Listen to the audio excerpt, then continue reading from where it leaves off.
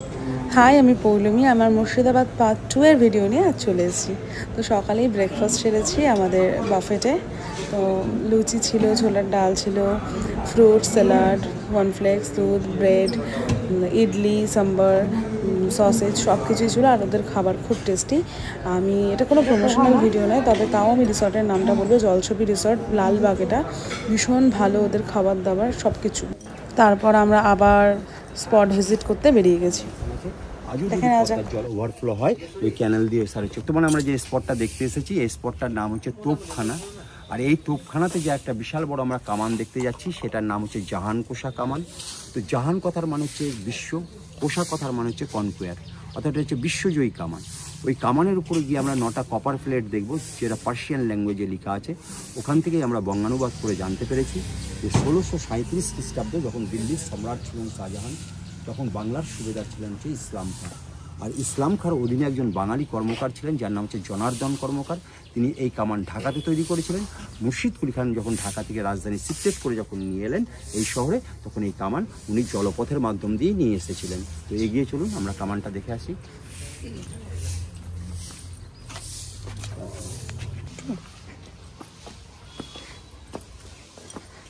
তো এই কামানটা স্যার হচ্ছে অষ্টধাতুর কামান। এর মধ্যে শুধু লোহা নাই, এর মধ্যে তামা, দস্তা, সিলিকন, এরকম 8 রকমের ধাতু আছে। তবে স্যার এটাকে গাদা কামান বলা হয়। সামনে দিয়ে গোলা পুশ হতো। আর দেখুন স্যার, সলতাটাকে নিয়ে এসে এখানে পয়েন্ট করা হতো, যেটা সরকার সিল করে দিয়েছে। এবার এখানটাতে হচ্ছে সলতাতে আগুন দিলে কি হবে, বারুদে গিয়ে স্যার আগুন লাগবে। এদিকে যত ধোঁয়া প্রোডাক্ট করবে, গোলার বেগ হচ্ছে স্যার তত বেড়ে যাবে। এর 4টে কাঠের চাকা সিস্টেম ছিল। কাঠের চাকাগুলো তো স্যার ওই বট গাছে থাকতে থাকতে উই থেকে নষ্ট হয়ে গেল। আর 6টা যে লোহার বালা দেখছি, এই লোহার বালার সঙ্গে চেন সিস্টেম করে হাতি দিয়ে এক জায়গা থেকে আরেক জায়গায় টেনে নিয়ে যাওয়া হচ্ছে।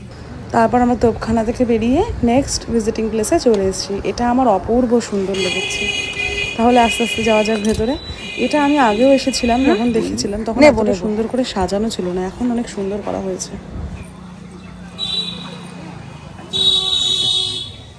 তাহলে আমরা বর্তমানে যে স্পটটা দেখতে এসেছি, এই স্পটটার নাম হচ্ছে কাটরা মসজিদ। তো কাটরা কথার মানে হচ্ছে মার্কেট বা বাজার। মুর্শিদ কুলি খান আমলে এই মসজিদের সামনে বিশাল বড় একটা সবজির বাজার লাগতো, যার জন্য এই প্লেসের নাম রাখা হয়েছিল কাটরা। কিন্তু আজকে কাটরা মসজিদের যে অংশ দিয়ে আমরা প্রবেশ করছি, এটা কিন্তু মসজিদের ব্যাক সাইড। আমরা মসজিদের ফ্রন্টেও যাব। এই মসজিদ 1985 সালে আর্কোলজিক্যাল সার্ভে অফ ইন্ডিয়া যখন অধিগ্রহণ করেছিল, তখন কিন্তু এখানে একজনও নামাজ পড়তে আসতেন না, যার জন্য এটা কিন্তু সরকার নেওয়ার পরে হেরিটেজ মনুমেন্টসে পরিণত করে দিল।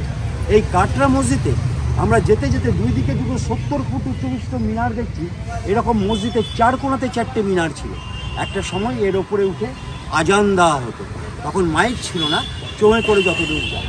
এই ছাড়াও এইগুলোকে ওয়াচ টাওয়ার হিসাবে ব্যবহার করা হতো, কেন মুর্শিদাবাদে একটা সময় খুব বর্গী হামলা হতো, যাতে বর্গীরা এই মসজিদ আক্রমণ করতে না পারে, সেই জন্য এগুলোকে ওয়াচ টাওয়ার হিসেবেও ব্যবহার করা হয়েছে।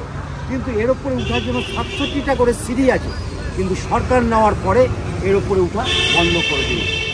তো চলুন আমরা ভিতরে গিয়ে এখানে দেখব মুর্শিদ কুলি খাঁর সমাধি, যার নামে মুর্শিদাবাদ। আর এই ছাড়াও 2000 লোক যে এখানে একসঙ্গে বসে নামাজ পড়তে পারতেন, সেই নামাজ পড়ার জায়গাটাও কিন্তু আমরা দেখে নিতে পারবো। এই মসজিদ অ্যাকচুয়ালি ডেডিকেট এই কারণবশতই যে এখানে দেখবেন সব ছোটো ছোটো বাংলাইটের কাজ, চুনসুরকির কাজ। আর এত বড় বড় যে গম্বুজগুলো তৈরি হয়েছে, কোনো রকম লোহা বা কাঠ ব্যবহার করা হয়নি, পুরো আর্চ বা খিলানের ওপরে এই মসজিদ তৈরি, যার জন্য আমরা এই মসজিদ থেকে একটা ইসলামিক আর্কিটেকচারও খুঁজে পাবো।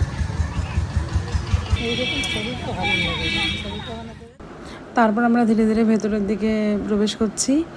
আর সব থেকে ভালো লাগছে এটা ভেবে, আমি অনেক ছোটোবেলায় এটা দেখেছি, তো নিজের স্মৃতি রোমন্থন করছি। আর চারিদিকের এত উন্নয়ন দেখেও ভালো লাগছে। তখনকার আর্কিটেকচার এখনকার থেকেও কত মডার্ন, তাই ভাবি যে ওই সময় দাঁড়িয়ে মানুষ এতটা বিজ্ঞানসম্মতভাবে বিল্ডিং তৈরি করেছে। স্যার এই ছোট ছোট ঘরগুলোকে সব বলা হয় মুসাফিরখানা বা গেস্ট হাউস। বাইরে থেকে যে সমস্ত স্টুডেন্টসরা কোরআন নিয়ে কালচার করতে আসতেন, তারা নিচের তলায় থাকতেন, ওপর তলায় চলতেছে কোরআন শরীফ পাঠ চলছে, এই ছোট ছোট ঘরে। হ্যাঁ, এবার আপনি প্রশ্ন করবেন যে আপনি বলছেন এগুলো মুসাফিরখানা, তাহলে ঝড় বৃষ্টি বাদল এলে তো স্টুডেন্টস ভিড়ে তো না। প্রত্যেকটা দরজার মাথার উপর দেখুন দুটো করে গ্যাপিং পয়েন্ট আছে, তখনকার দিনে থিকনেস ম্যাট ঝুলিয়ে দাও। আর মিডিল পজিশনে আরেকটা গ্যাপিং পয়েন্ট আছে, তখনকার দিনে মশাল জ্বালিয়ে আলোকিত করা হতো, আর এখান থেকে প্রদীপ জ্বালানো হতো। স্যার এটা হচ্ছে মেন মসজিদ। যারা 1990 সালের আগে এসেছেন তারা যদি মনে করেছেন যে কোনো একটা খোপ দিয়ে ঢুকে আর এক খোপ দিয়ে বেরিয়ে যাবেন, তো যেতে পেরেছেন। কিন্তু সরকার নেওয়ার পরে দেখেছে স্যার হচ্ছে মসজিদ বাঁদিকে হেলে গেছে এবং বসে গেছে, যার জন্য স্যার সরকার ইটের ভাটায় এরকম ইটের অর্ডার দিয়ে এই সাইড সাপোর্টগুলো সরকার সব করেছে, আর ভিতর 3-4 হাত অন্তর গেঁথে দিয়েছে যাতে মসজিদ আর বসে না যায়, আর মানুষও যাতে ঢুকতে না পারে। হ্যাঁ, মানুষ ঢুকলে কোনো অসুবিধা নেই। স্যার এটা হচ্ছে 1723 থেকে 24, আর এখন হচ্ছে 2025, তারা পাক্কা 300 বছর হয়ে গেল। আচ্ছা স্যার, কোনো স্ল্যাব আছে, কোনো রড আছে, কোনো কাঠ আছে স্যার? সেটাই বললাম। তবে স্যার হচ্ছে দেখুন স্যার একতলা বিল্ডিং, কিন্তু এক একটা ওয়ালটা স্যার দেখুন 4 ফুট 4.5 ফুটের একটা ওয়াল আছে। এটা পুরোটাই কিন্তু ভ্যাকান্সি, নিচের অংশটা। তো স্যার এই মসজিদ নিচ দিয়ে মানে কিছু ছিল না, মানে এমনিতে বেরোনো ছিল। হ্যাঁ, এটা ফার্স্ট কাপ 1 বছরের মতো, ওটা 1723। 300 বছর ধরে জল পড়ে পড়ে দেখুন স্যার ইটগুলো যখন বেরিয়ে আসছে তখন এই সব ইটের নিদর্শনগুলো দেখতে পাওয়া যাচ্ছে। এই দেখুন এখানে একটা স্যার, এই দেখুন স্যার এখানে দেখুন স্যার, এগুলোকে টেরাকোটা ইট বলে। উনি তো প্রথমেই তো নবাব হয়ে যাননি না, নবাব ওনাকে করা হয়েছিল পরে। আর সব দেখো এটা দিয়ে ঘুরে আসবে। আজ চন্দ্রী বাবু, হ্যাঁ, এই যে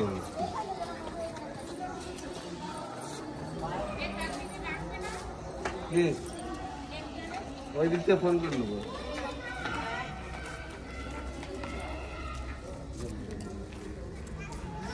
স্যার এবার একটু বাইনিংটা একটু ফলো করুন। আপনি এরকম চৌকোনা টাইপের দেখুন স্যার ডিজাইন দেখতে পাচ্ছেন কিন্তু, হ্যাঁ, এগুলো কিন্তু একটা ফ্লোর সিট স্যার। এই সিটের সংখ্যা এখানে হচ্ছে 2000 আছে, অর্থাৎ 2000 নমাজি ব্যক্তি এখানে একসঙ্গে বসে নমাজ পড়তে পারতেন। আর আমাদের মাথার উপর যে রিং বা বালাগুলো ঝুলছে, ওগুলো দিয়ে তখনকার দিনে ক্যানোপি টাঙিয়ে দেওয়া হতো, সামিয়ানা যেটাকে বলছে, তাদের মাথার উপর যাতে রোদ না লাগে, বৃষ্টি না পড়ে। হ্যাঁ, আর এটা হচ্ছে এখানে এইটা কানেক্টেড কোথায়?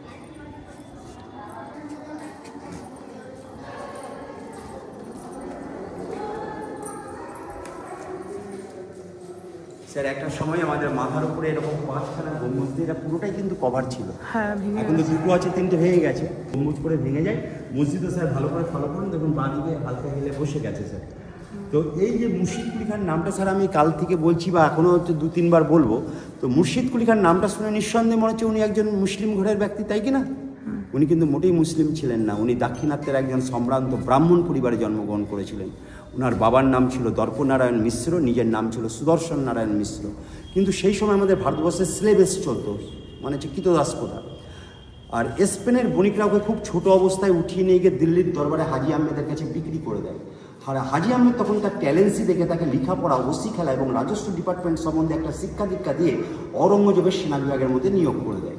এই করতে হাজি আহমেদ মারা যায়। হাজি আহমেদের তো আরও ছেলে পেলে ছিল, তারা বলছে বাবা মারা গেছে, তোমাকে কে দেখভাল করবে, তুমি তোমার এরিয়াতে ফিরে চলে যাও। উনি কিন্তু গেছিলেন বটে, কিন্তু ব্রাহ্মণ সমাজ তাকে আর অ্যাকসেপ্ট করতে পারেনি। তখন তিনি গোড়া মুসলিমে পরিণত হয়ে গিয়েছিলেন।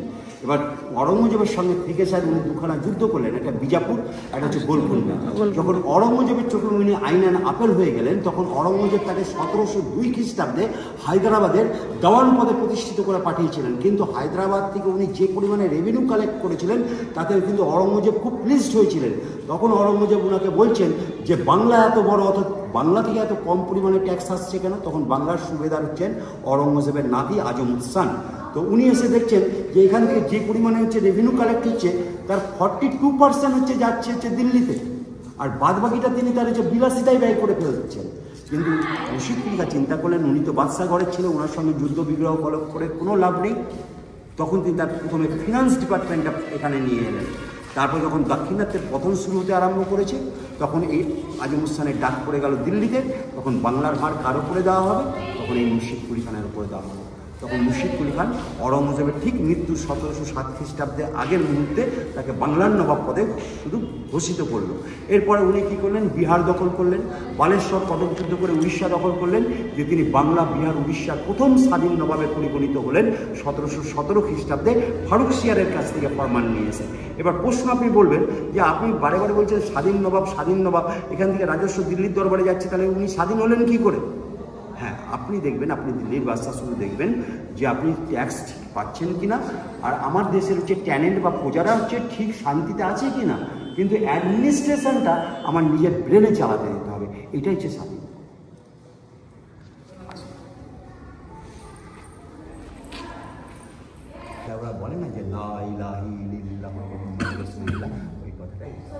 সবটাই লেখা আছে। ঠিক আছে, ওই যে মিনা করা যে কাজগুলো হচ্ছে সেই তখনকার দিনে স্যার হচ্ছে গাছের হচ্ছে পাতাকে বা রস করে নিয়ে যে কালারিংগুলো সিস্টেম ছিল, এখান থেকে তার সমাধিটা দেখা যেত। তো মুর্শিদ কুলি খান এই ইনস্ট্রাকশন দিয়েই গিয়েছিলেন যে এই মসজিদে যে সমস্ত নমাজি ব্যক্তি আসবে তাদের যদি পায়ের ধুলো আমার কবরের উপরে পড়ে অর্থাৎ আমার বুকের উপরে পড়ে তাহলে আমার কিন্তু কিছুটা পাপ হালকা হবে, এই হিসেবে তার কবর উপরে মাটি পড়তো। কিন্তু সরকার নেওয়ার পরে দেখলো যে রোদ বৃষ্টি জল পড়ে পড়ে কবর যাচ্ছে শেষ হয়ে, তখন সরকার দিল জায়গাটাকে সলিড করে আমরা এরই নিচে গিয়ে দেখবো মুর্শিদ কুলি খানের সমাধি। আসুন স্যার, যাতে সব মানুষ পালিয়ে যায় আর পাপস্খলন ঘটে।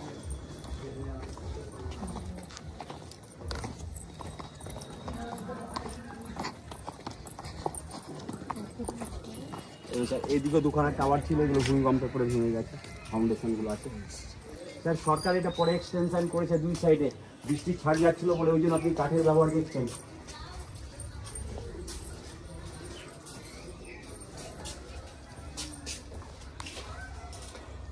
তাহলে স্যার এই হচ্ছে মুর্শিদ কুলি খানের সমাধি। ইনি 1723 থেকে 24-এর মধ্যে মসজিদ কমপ্লিট, আর উনি মারা গেছিলেন 1725 খ্রিস্টাব্দে। উনার মৃত্যুর পরে এলেন স্যার হচ্ছে উনার জামাই। উনার একটি মাত্র মেয়ে ছিল যার নাম ছিল আজি মুন্নেসা বেগম। ইতিহাসের পাতায় তো মুর্শিদ কুলি খান মৃত্যুর পরে এলেন তার হচ্ছে স্বামী সুজাউদ্দিন, এই মুর্শিদ কুলি খান জামাই সুজাউদ্দিন মারা গেলেন। তারপরে এলেন সুজাউদ্দিনের ছেলে সরফরাজ খান মাত্র 8 মাসের জন্য বইতে। তো এই 8 মাসের মধ্যে দেশের আইন শৃঙ্খলা যখন খুব বিশৃঙ্খলা হয়ে গেল তখন কিন্তু আলীবর্দী খাঁ ছিলেন বিহারের সাসারামের জায়গিরদার। উনার সঙ্গে 1740 খ্রিস্টাব্দে গিরিয়ার যুদ্ধ ডিক্লেয়ার করে দিল। আর এই গিরিয়ার যুদ্ধে আলীবর্দী খাঁ ওনাকে শুধু ডিফিট নয়, ওনাকে কিল করে দিয়েছিলেন। দিয়ে মুর্শিদ কুলি খাঁর জেনারেশন এখানে এন্ড হয়ে গেল, চলে এলো আলীবর্দী। এবার আলীবর্দীর কিন্তু কোনো পুত্র সন্তান ছিল না, তার 3 কন্যা ছিল। প্রথম কন্যার নাম ছিল হচ্ছে মেহরুন্নেসা বেগম, যাকে আমরা ইতিহাসের পাতায় ঘসিটি বেগম বলছি। দ্বিতীয় হচ্ছে মমিনা বেগম, তৃতীয় হচ্ছে সিরাজের মা আমিনা বেগম। তো তাহলে হচ্ছে আলীবর্দী খাঁর মৃত্যুর পরে চলে এলেন তার গ্র্যান্ডসন সিরাজউদ্দৌলা মাত্র 14 মাসের রাজত্ব করতে। আর এই 14 মাসের মধ্যে ভারতবর্ষের রাজনীতির প্রেক্ষাপট পুরো চেঞ্জ। তারপর ওটা লেখা শেষ হলে আমরা চলে আসি কাটরা মসজিদ থেকে সোজা হাজারদুয়ারি দেখতে, যেটা কিনা বলে মেইন অ্যাট্রাকশন। তবে আমি এটাকে মানে আমার পার্সোনাল ওপিনিয়ন বলছি, এটাকে মেইন অ্যাট্রাকশন হিসেবে দেখি না। তার কারণ হচ্ছে এটা নতুন বানানো ব্রিটিশ আমলে, আর ওগুলো হচ্ছে অ্যাকচুয়ালি ওদের ডাইনেস্টি বানানো। তার মধ্যে 100টা হচ্ছে নকল, আর 900টা হচ্ছে অরিজিনাল কাঠের। এই 900 প্লাস 100 হাজার হয়ে গেল বলে এটার নাম হচ্ছে হাজারদুয়ারি। কিন্তু এই হাজারদুয়ারি তৈরি হয়েছিল 1829 খ্রিস্টাব্দে 9 আগস্ট। এই বিল্ডিংয়ের ভিতে স্থাপন হয়েছিল। বিল্ডিংটা বলতে প্যালেসটা তৈরি করতে সময় লেগেছিল 8 বছর, অর্থাৎ 1837-এ কমপ্লিট হচ্ছে। তাহলে বিলকুল ব্রিটিশ সাম্রাজ্যের আমলে তৈরি এটা। তখন আমাদের দেশের যিনি গভর্নর জেনারেল ছিলেন তার নাম ছিল লর্ড উইলিয়াম বেন্টিং সাহেব। আর ওই সময় নবাবী পদে যিনি প্রতিষ্ঠিত ছিলেন বাংলার নবাবে, তার নাম হচ্ছে নবাব নাজিম হুমায়ুন শাহ। এই নবাব নাজিম হুমায়ুন শাহ হচ্ছে মির্জাফরের 5th জেনারেশন।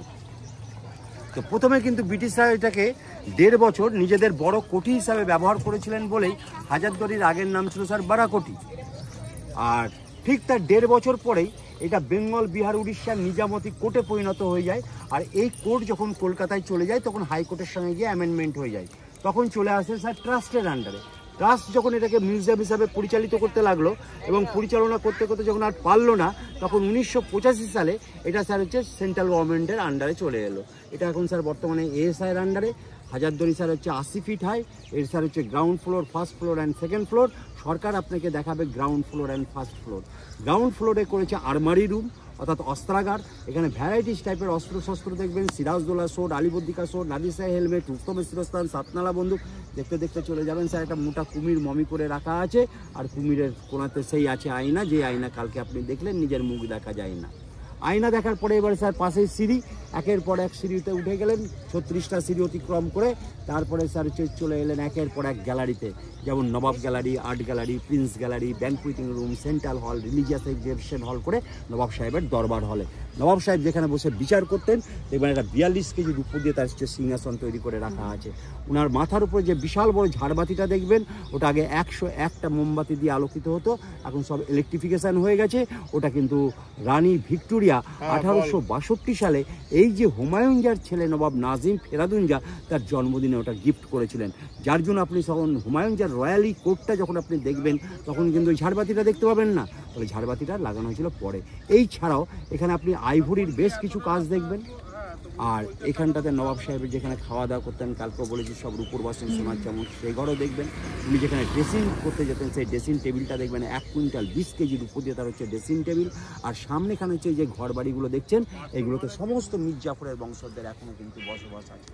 আমরা জানি যে একটা হেরিটেজ মনুমেন্টসের 200 গজের মধ্যে কোনো বিল্ডিং কনস্ট্রাকশন হতে পারে না, কিন্তু এদের হচ্ছে 2 গজেরও ডিফারেন্স নেই। তাহলে এই বিল্ডিংগুলো সব হচ্ছে এক্সিস্টেন্স, মানে যখন হাজারদুয়ারি তৈরি হয়নি তার আগের থেকেই কিন্তু এইগুলো আছে। কেন আমি বলেছি এটাকে শুধু হাজারদুয়ারি এরিয়া বলা হয় না, এটাকে বলা হয় কেল্লা কম্পাউন্ড। এই কেল্লা কম্পাউন্ডের টোটাল এরিয়াটা হচ্ছে 500 একর জায়গা, তার মধ্যে 41 একর জায়গা হচ্ছে সেন্ট্রাল গভর্নমেন্টের আন্ডারে, আর সেন্ট্রালের জায়গা ঘিরে নিয়েছে। তাহলে হাজারদুয়ারি কিন্তু বর্তমানে ন্যাশনাল মিউজিয়াম। এই ন্যাশনালিটি কিন্তু পেয়েছে অয়েল পেন্টিংয়ের ওপরে। আপনি ভিতরে গিয়ে দেখবেন যে সব জেবি হাডসন, মার্শাল, ভ্যান্ডিক, র্যাফেল, এদের হাতে সমস্ত অয়েল পেন্টিং রয়েছে। কিন্তু তার মধ্যে সবচেয়ে দামি অয়েল পেন্টিংটা রয়েছে দ্য বেরিয়াল অফ স্যার জন মুর। ইংলো ফরাসি যুদ্ধ বেঁধেছে, স্যার জন সাহেব মারা গেছে, তাকে রাতের অন্ধকারে যে সমাধিটা দিয়ে দেওয়া হচ্ছে, এইটা হচ্ছে সবচেয়ে ডেডিকেট মার্শালের হাতে। এই মার্শালের হাতে আঁকা আপনি এই ছবি একটা এখানে দেখবেন, আর যদি কোনোদিনও ব্রিটিশ মিউজিয়ামে যান লন্ডনে, তাহলে তারই হাতের আঁকা এই ছবি ওখানেও এক পিস রাখা হয়। তারপর আমরা ভেতর দিকে ঢুকে গেছি, এবার তো ক্যামেরা অফ করতে হবে, ভেতরটা দেখে আসি। ভেতর থেকে বেরিয়ে এসে একটা ক্যাটমেরে ছবি তুলে নিলাম। তারপর দূর থেকে কি দারুণ লাগছে না ছবিটা, আর দূর থেকে ইমামবাড়ার ছবিটাও নিয়েছি উল্টো দিকে, দারুণ দারুণ। তারপর আমরা ওখান থেকে বেরিয়ে গেছি। তারপর আমরা কলিজা বেগম বা আজিমুন্নেসার কভার দেখতে চলে এসেছিলাম। তো গানটাকে একটু পাশে চলছে, অ্যাভয়েড করবেন, কারণ হচ্ছে কি না হলে আমি যিনি আছেন আমাদের গাইড, তার ভয়েসটা দিতে পারতাম না। আমি হিস্ট্রি স্টুডেন্ট, চাইলে ভয়েস করতে পারতাম, তবে ওনার বলাটা অসম্ভব ভালো ছিল, তাই এটা বাদ দিতে চাইনি।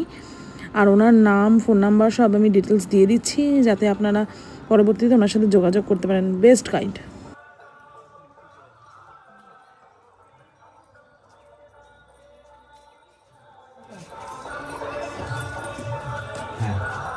তো আমরা এখন যে জায়গাটা দেখতে এসেছি, এটা হচ্ছে মুর্শিদ কুলি খাঁর যে একটি মাত্র মেয়ে ছিল, যার নাম ছিল আজিমুন্নেসা বেগম, তার হচ্ছে আমরা এখানটা তার সমাধি দেখতে এসেছি। তো এই আজিমুন্নেসা বেগমের সাথে কথিত আছে যে ইনার জীবনে একটি রোগ হয়েছিল, আর সেই রোগ থেকে বাঁচার জন্য তখনকার দিনের হেকিম বা ডক্টরবাবু যে ওষুধটা প্রিপারেশন করতেন, নানা রকম গাছের রুটের রস, আর খুব গোপনভাবে কিন্তু একটা করে বাচ্চা ছেলের কলিজা মানে নট হচ্ছে হার্ট, কলিজা মানে হচ্ছে লিভার, এটাকে জুস করে ওষুধের সঙ্গে মিশিয়ে ভদ্রমহিলাকে কিন্তু অজান্তে খাইয়ে দেওয়া হতো। এবার মহিলা তো হচ্ছে ওষুধ খেতে খেতে রোগ থেকে বেঁচে গেলেন, কিন্তু ওষুধ খাওয়ার পর যার নেশা কিন্তু ডে বাই ডে বেড়ে গেল। এবার যখনই ওষুধটা প্রয়োজন পড়তো তখনই কিন্তু একটা করে বাচ্চা ছেলে লেগে যেত। কিন্তু তার স্বামী সুজাউদ্দিন, মুর্শিদ কুলি খাঁর মৃত্যুর পরে উনি কিন্তু বইতে বসেছিলেন, উনি কিন্তু উড়িষ্যাকে ট্যাকেল করতে গিয়ে লং টাইম উড়িষ্যাতে ছিলেন, উনি কিন্তু কেসটা জানতেন না। উনি যখন দেশে ফিরে এলেন তখন গার্ডিয়ানরা নবাবের কাছে কমপ্লেন করলেন, নবাব সাহেবুদ্দিন রেড হ্যান্ড এসে ওষুধ প্রিপারেশন দেখে নিয়ে বলেন যে একটা মহিলাকে বাঁচিয়ে রেখে এতগুলো বাচ্চার যান কুরবান হতে পারে না, অর্থাৎ এই মহিলাকে জীবন্ত সমাধি দিয়ে দেওয়া হোক, এই হিসাবে তার হচ্ছে জীবন্ত সমাধি। কিন্তু ইনার ব্যাপারে যখন আমরা হায়ার স্টাডি করেছি, the advent of Bengal Nawab doctor Kiran চৌধুরীর লেখা, তাতে অ্যানি বেসান্তের অন্য অভিমত আছে। উনি বলছেন যে she was so sexy that she was not satisfied by her husband whose name was Sujauddin, Shuja-ud-Daula বা সুজা খান, একই ব্যক্তির 3টে নাম। এইসবে তিনি মাঝে মাঝে পূজা উঠিয়ে নিয়ে যেতেন। তারপর তার নিজের এই আত্ম অহংকারের কথা যাতে মার্কেটে লিক আউট না হয়ে যায়, লাস্টে তাকে ছুরিকাঘাতে শেষ করে দিয়ে রশনিবাগ ছিল গঙ্গা নদীর ওই পারে তার রাজপ্রাসাদ, মেরে তার লাশ গঙ্গায় ফেলে দেওয়া হতো। দেশের মধ্যে কোনো যুদ্ধ নেই, অথচ পূজার সংখ্যা মাঝে মাঝে কমে যাচ্ছে। এটা নিয়ে যখন ইনভেস্টিগেট আরম্ভ হয়ে যায়, তখন তার ক্যারেক্টারের স্টেট তার স্বামী খুঁজে পেয়ে যায়। তখন তার স্বামী সেটা টলারেট করতে না পেরে he instructed his soldier to cement on her alive. দ্বিমত প্রকাশ আছে। সত্যি কোনটা মিথ্যে কোনটা? তবে স্যার আমি অনেক ডক্টরবাবুদেরকে লাইফে ঘুরিয়েছি, ডক্টরবাবুকে জিজ্ঞাসা করছি, doctor is it possible to preparation the medicine as per as the advice of doctor to take the infant hearts? কিন্তু হোয়াই নট? তার বডিটাকে স্টিমুলেট করতে গিয়ে ডক্টরবাবুর মাথায় এই পন্থা অবলম্বন হতেই পারে। এতে মানুষের মধ্যে দুটো ভাগ আছে, একটা ক্যানিবাল, একটা ক্যানিবাস। এটা হতে পারে যে কলিজার ব্যাপারটা হতে পারে, কিন্তু এইটুকুনি বলতে সে দিদির ছাওয়াতে চলে আসুন, এইটুকুনি বলেই তো কিন্তু অ্যানিভার্সান তো ক্ষান্ত হয়নি। আজকে যে বিধবা ভাতাটা স্যার হচ্ছে মানুষে পাচ্ছে না, এটা কিন্তু সুজাউদ্দিনের আমল থেকেই চলে আসছে। তো সুজাউদ্দিনের একটা লিস্ট ছিল স্যার, যে কারা কারা বিধবা ভাতা পাবে। কেন যাতে যারা হচ্ছে গ্রামে মারা যাচ্ছে তারা হচ্ছে বিধবা হয়ে যাওয়ার পর হচ্ছে যাতে অন্য পুরুষের যাতে মানে প্রলোভনে না পড়ে, তারা যেন সুস্থভাবে দুটো খেয়ে দিয়ে বাঁচতে পারে, এই হিসাবে তাদের হচ্ছে বিধবা ভাতা করে দেওয়া হয়েছিল। তো বিধবা ভাতার লিস্ট ছিল। আর সুজাউদ্দিন তো অধিকাংশ হচ্ছে নিজের দেশকে পরিচালনা করতে গিয়ে লং টাইম হচ্ছে এদিক ওদিক থাকতো, প্রতিদিন রাজপ্রাসাদে আসতে পারতো না। তখন কিন্তু এই হচ্ছে আজিমুন্নেসা ভেবে নিয়েছিল যে তাহলে হচ্ছে এইরকমভাবে আমার স্বামী এই সমস্ত মহিলাদের সঙ্গে লীলা কীর্তন করেছে, তাহলে ও যদি লীলা কীর্তন করতে পারে তা আমি কেন করতে পারি না, এটা রিভেঞ্জ। এটাও কিন্তু অ্যানিমেশন তো তার হচ্ছে কথাতে বলছে। এটা মসজিদের উপরিভাগ, সবটাই প্রায় ভেঙে গেছে, শুধু একটা ওই দরজা বা খিলান রয়েছে, আর সবই ভেঙে গেছে। তারপর আমরা মির্জাফর সহ তার পরিবারের সব লোকেদের কবর দেখতে চলে এসেছিলাম। এই হচ্ছে হাজারদুয়ারি তৈরি, এই হচ্ছে নবাব নাজিম হুমায়ুনজার কবর দেখছেন স্যার। হাজারদুয়ারি ঠিক অপোজিট সাইডে সাদা কালারের বিল্ডিং স্যার ইমামবাড়া যিনি তৈরি করেছিলেন এই হুমায়ুনজার ছেলে নবাব নাজিম ফেরাদুনজা, তার কবর দেখছেন। আলিজা অপর ভাইয়ের নাম হচ্ছে ওয়ালাজা, এরাও কিন্তু ব্রিটিশ শাসনের অধীনে স্যার নবাবী গড়িতে বসেছিল।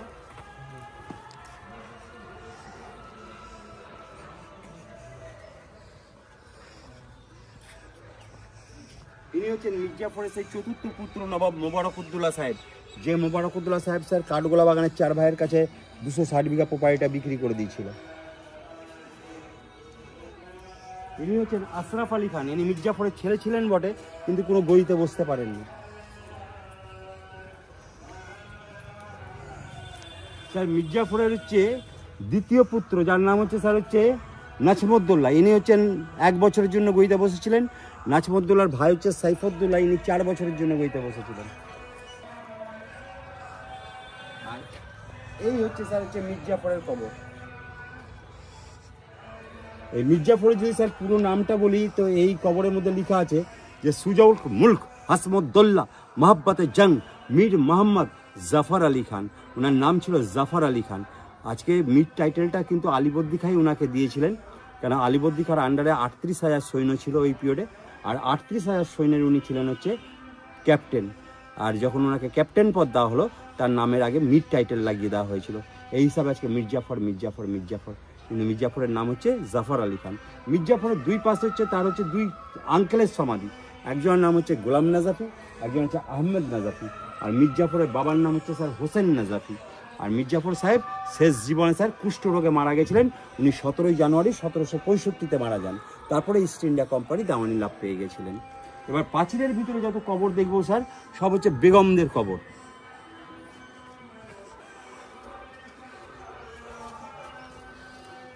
তো মির্জাফরের ফার্স্ট ওয়াইফ এনার নাম ছিল স্যার শাহ খানম বেগম। তো এই শাহ খানম বেগম ছিলেন আলীবর্দী খাঁর বোন। তাহলে আলীবর্দী খাঁর সঙ্গে যদি সিরাজের সম্পর্ক দাদু নাতির হয় তাহলে সেটা হচ্ছে কিন্তু প্যাটার্নাল ফ্যামিলিতে, সঙ্গে সিরাজদৌলার যে সম্পর্কটা সেটা কিন্তু হচ্ছে আপনার ম্যাটার্নাল সম্পর্কে। তো শাহ খানম বেগমের সঙ্গে যখন স্যার বিবাহ হলো তখন কিন্তু এই এরিয়াটাকে আলীবর্দী খাঁ কিচেন গার্ডেন হিসাবে ব্যবহার করার জন্য তৈরি করে দিয়েছিলেন। আর পাশেই স্যার একটা রাজপ্রাসাদ তৈরি করে দিয়েছিলেন যার নাম হচ্ছে গুলবাগ। এখন এই কিচেন গার্ডেনটাই কিন্তু সে বা ভি গার্ডেনটা, এটা হচ্ছে আকৃতি স্যার ভি টাইপের। তো এইটাই স্যার এখন হচ্ছে কবরস্থানে পরিণত হয়েছে। ঠিক আছে, তো আমি এই শাহ খানম বেগমের ইতিহাসটা গাড়িতে স্যার আমি আরও ডিটেলস বলবো। হ্যাঁ আসুন। হচ্ছে কাগজে কলমে 2 বিয়ে করেছিলেন, একজন নাম স্যার হচ্ছে বাব্বু বেগম, একজন হচ্ছে মুন্নি বেগম।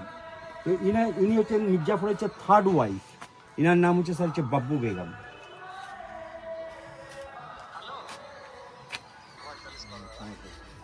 দেখছেন না স্যার, একটু আগে আপনি যখন দোতলাতে দেখলেন যে মির্জাফর আর মিরনের ছবি একটা ফটো ফ্রেমের মধ্যে, মিরনের কাঁধের উপরে স্যার 2 হক ছিল, বাজ পাখি ছিল। সেই বাজ পাখি দুটো কিন্তু চিঠিপত্র লেনাদেনা এক জায়গা থেকে আরেক জায়গায় করতো। ওই বাজ পাখি দুটো মারা গেলে তার হচ্ছে সমাধি দেখছেন স্যার। আর এইখানে যে ধরুন স্যার যে জঙ্গলার মধ্যে স্যার যে কবরগুলো রয়েছে এগুলো সব তো বেগমদের, প্রাচীরের ভিতরে সব বেগমদের কবর। তো এর মধ্যে স্যার হচ্ছে গীতিয়ারা বেগম, কুলসুম বেগম, জামিলা বেগম, সারতাজ বেগম, এরকম সব হচ্ছে বেগমদের কবর স্যার এগুলো। হ্যাঁ, তাহলে আমরা এখন যে স্পটটা দেখতে এসেছি এই স্পটটার নাম হচ্ছে নসিপুরের আখড়া। এটা হচ্ছে বইয়ের ভাষায় যদি বলতে হয় তাহলে এটাকে বলতে হয় জাফরাগঞ্জের দেবোত্তর এবং দাতব্য প্রতিষ্ঠান। তো এই নসিপুরের আখড়া যিনি তৈরি করেছিলেন তার নাম ছিল হচ্ছে রামদাসজি। আর রামদাসজির পরে এসেছিলেন ভগবান দাসজি, আর ভগবান দাসজির আমলে মির্জাফর সাহেব কিন্তু বইতে বসে রয়েছিলেন। তো মির্জাপুর সাহেব শেষ জীবনে কুষ্ঠরোগে আক্রান্ত হয়ে গিয়েছিলেন। তখন তার দেওয়ান যিনি ছিলেন তার নাম ছিল মহারাজা নন্দকুমার। তো মহারাজা নন্দকুমার এখান থেকে রামচন্দ্রের চরণামৃত নিয়ে গিয়ে তাকে হচ্ছে সেবন করিয়েছিলেন। তাতে তিনি বেশ কিছুদিন সেবা শুশ্রূষা উপলব্ধি করতে পেরেছিলেন। তখন এই মন্দিরের প্রতি সন্তুষ্ট হয়ে তিনি 70 বিঘা নিষ্কর জমি দান করে দিয়েছিলেন। আর ওই জমিতে এখনো চাষাবাদ হয়ে মন্দির সচল অবস্থাতে আছে। এই মন্দিরের বয়স প্রায় 300 বছরের কাছাকাছি হতে চলছে। তো একটা সময় এখানটাতে সন্ন্যাসীদেরও সমাগম ছিল, তবে এই মন্দিরে যারা রামানুজ ভক্ত তাদেরই এখন বর্তমানে সমাগম হয়। আর এই মন্দিরে যিনি মেন হচ্ছে মাহান্ত হবেন, যিনি মেন পুরোহিত হবেন, তাকে কিন্তু চিরকুমার হয়ে থাকতে হবে। এই মন্দিরের এই হচ্ছে নিয়ম। তো এই মন্দিরে আমরা হচ্ছে যে সমস্ত রথগুলো দেখলাম তার মধ্যে 2টো পিতলের রথ, 2টো কাঠের রথ আর একটা হচ্ছে রূপোর রথ আছে। সেই রূপোর রথ আমাদের ভিতরে রয়েছে, চলুন আমরা গিয়ে দেখি। যে সমস্ত কাঠগুলো আসতো নদীপথের মাধ্যম দিয়ে, তখন হচ্ছে নোঙ্গর করার জন্য এই অ্যাঙ্কারগুলো ব্যবহার করা হতো। এটা ছিল আমাদের বৈঠকখানা ছিল এটা।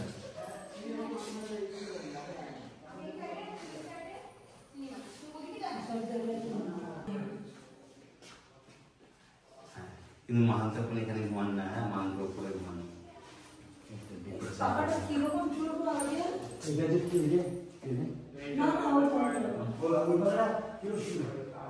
কিন্তু এইটার মধ্যে দেখুন 3টে ধর্ম আপনি খুঁজে পাবেন। হাতিতে জৈন ধর্ম, মিডিলেরটা দেখুন হিন্দু ধর্মের হচ্ছে নিদর্শন দেখতে পাচ্ছেন। আর ওপরের চূড়াগুলো দেখুন, ওগুলো হচ্ছে সব সুলতানি সাম্রাজ্যের আমলের কিন্তু হচ্ছে চূড়াগুলো হচ্ছে আপনি ফলো করছেন। তাহলে এটার মধ্যে হচ্ছে হিন্দু, মুসলিম এবং জৈন 3টে ধর্ম নিয়ে হচ্ছে এই রথ তৈরি। কল আসছে তখন তিনি এইসব গাড়িতে যেতেন, এখন তো সব ফিয়েট গাড়ি রেখে দিয়েছে, ঠিক আছে, ফিয়েটে যাতায়াত করে।